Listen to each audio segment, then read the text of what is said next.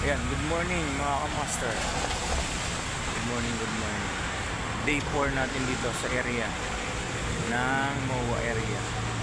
Yan, yan yung sure. Maraming booking dyan. Dito tayo nag-i-incentive ngayon kasi dun sa ibang lugar sobrang layo ng batuhan ni Crab. So dito, yung mga batuhan niya, dito lang. Tapos mga hatid, dito lang, yan lang sa may mga pasay-pasay, MOA. Yan. Yan, dun po, may ibang pondo pa dun. May ikot lang dito. So nakatatlong day 4 na ako ngayon dito. Nakatatlong araw na akong nakakuha ng incentive dito. Perfect natin yung incentive ni Grab.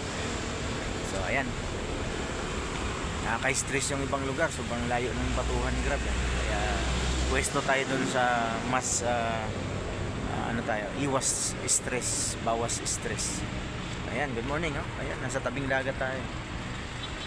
MOA area.